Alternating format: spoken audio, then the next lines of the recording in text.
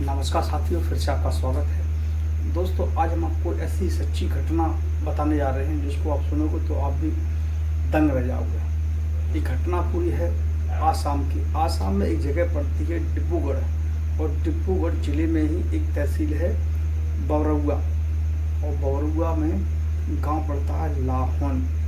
उस लाहौन में एक व्यवसायी थे जिनकी उम्र होगी करीब 52 वर्ष। वो घर पे सो रहे थे और सोते ही उनके घर पे लूटपाट सी होती है, और लूटपाट होने की खबर वो सीधे उनके छोटे भाई को देती हैं। छोटे भाई उस मौके पर वहाँ पहुँचते हैं और उस गांव के आसपास के लोग वहाँ इकट्ठा होना चालू हो जाते हैं।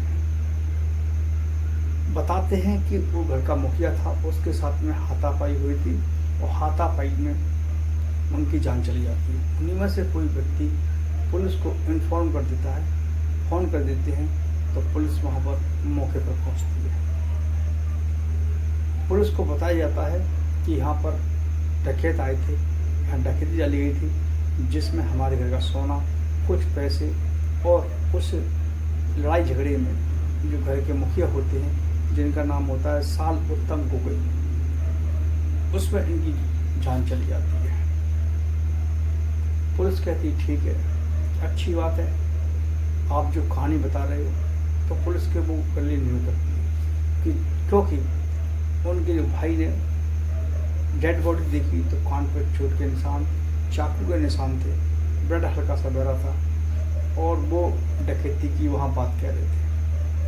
फॉरेंसिक टीम बुलाई जाती है, तो फॉरेंसिक टीम भी वहाँ पर जांच करती है। तो फॉरेंसिक टीम जो होती है वो साक्ष्य जुटा रही थी, तो वो साक्ष्य और डेड बॉडी का जो जिस तरीके से बताना वो मैच नहीं खा रहे थे। वो साफ साफ बयां कर रहे थे कि कहीं ना कहीं ये कोई मर्डर है, जो कहानियाँ छुपा रहे हैं। उनके परिवार में उनकी पत्नी 45 वर्ष उम्र थी, एक बेटी थी 16 वर्ष जो कि 9th क्लास में पढ़ती थी, 3 लोग थे। भाई उनके अलग रहते थे, उनको फ़ोन करके बताया गया था, वो वहाँ पर पहुँचे थे। दोस्तों, फिर क्या था, वहाँ पर विरोध प्रदर्शन करना लोग चालू हो जाते हैं, और क्योंकि व्यवसायी थे उनका उस क्षेत्र में अच्छा खासा सम्मान था, लोग उनको सम्मान नज़र से उनको देखते थे, अच्छा रुतबा था उनका।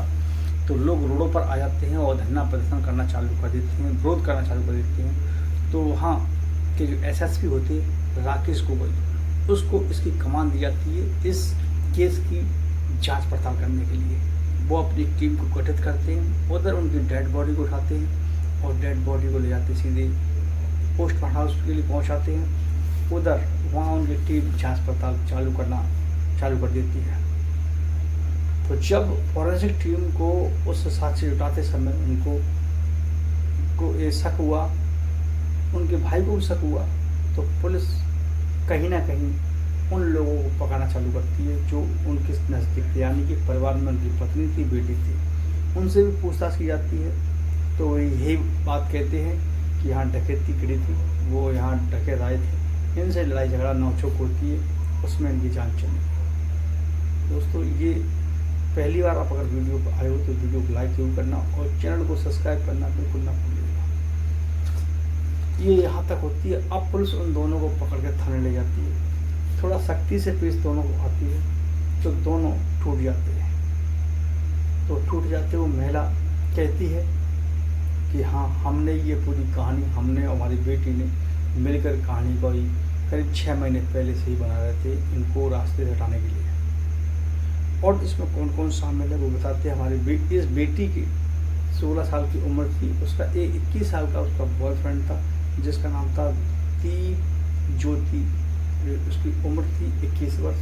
वो उसका प्रेमी था और वो उसका घर पर आना जाना था उसके साथ मिलकर, और उसका 17 साल का उसका मित्र भी होता है, उसके साथ मिलकर, यानी 4 लोगों ने मिलकर ये षड्यंत्र रचा, और उसने उस घर के मुखिया को, साल उत्तम को, मौत की घात उतार दिया, जिसकी एवज में उनकी पत्नी ने करीब 2 लाख रुपए उसको दिए, सोने चांदी के जेवरात दिए। उन दोनों को मर्डर करने के लिए राजी किया गया। जब पैसे का लालच उनको आया, उधर उस लड़की का भी उसके ऊपर प्रतिशत था। अब पुलिस उनको तो पकड़ लाती है, उधर जो प्रेमी था उसको भी पुलिस पकड़ लाती है, दोनों लड़कों को, वो एक नाबालिग लड़का था उसको भी पकड़ लाती है। अब पुलिस उनको रिमांड पर लेती है। रिमांड पर लेने के बाद कहानी को वही उगलते हैं, बताते हैं, लेकिन अभी इस मर्डर के पीछे जो मैन उनका उद्देश्य था वो अभी तक सामने की होकर नहीं आया। लेकिन फिर भी वहाँ के जो लोग थे जिनसे पुलिस ने जांच पड़ताल की तो बताया जाता है उस लड़की के साथ में जो प्रेम संबंध था तो उसके पिता को उसकी जानकारी थी। पिता उसको डांटते चिल्लाते थे।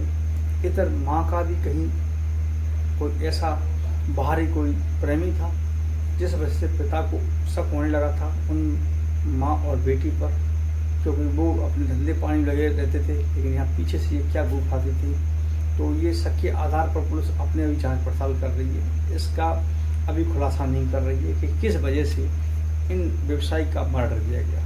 जब इनको पकड़ा गया उसके बाद वहाँ पर लोग विरोध करने लगे, लोग वहाँ पर विरोध पर उतारू हो गए और वहाँ के लोग जो निवासी थे वो निवासी उस गांव के जो गांव पड़ता उनका लाहौन, उस गांव के जो निवासी करते वो लोगों ने कहा जो भी इसमें अपराधी हो, चाहे उसकी माँ हो या बेटी हो या वो दो लड़के हों, जिन लोगों ने ये अपराध किया है उनको कड़ी से कड़ी सजा होनी चाहिए। यहाँ तक कि ये कह रहे हैं कि इतने अच्छे व्यक्ति के साथ में इन लोगों ने कितना गलत काम किया है। इससे पूरे क्षेत्र में बहुत ही माहौल ऐसा बन चुका कि लोगों को समझ में नहीं आ रहा है क्या करा जाए। लेकिन इस समय उस महिला ने जो कदम उठाया था उसने अपना आस्था खेलता परिवार अपने किसी लालच पे, किसी बुरी संबंधों की वजह से अपने पति की जान ले ली, जो एक अच्छा खासा व्यवसायी था, क्षेत्र में उसका एक अच्छा खासा रुतबा था, उसकी जान ले ली। अब ये माँ और बेटी दोनों सलाखों के पीछे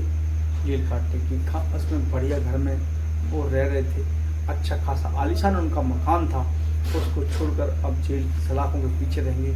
या घर में अच्छा खाना पीना खाया पीता रहते थे, ऐश की ज़िंदगी जी रहे थे और इनके चक्कर में अब सालों तक वो जेलों में चक्की पीसेंगे। दोस्तों, इस कहानी सुनाने का पर्पज और आप उद्देश्य इतना ही था कि ऐसी घटनाओं से आपको जरूर कोई ना कोई सीख मिले, जिससे पूरे समाज में इस प्रकार के अत्याचार, इस प्रकार की कांड उनसे बचें और अपने आसपास के जो मित्र होते हैं उनको समझा सकें।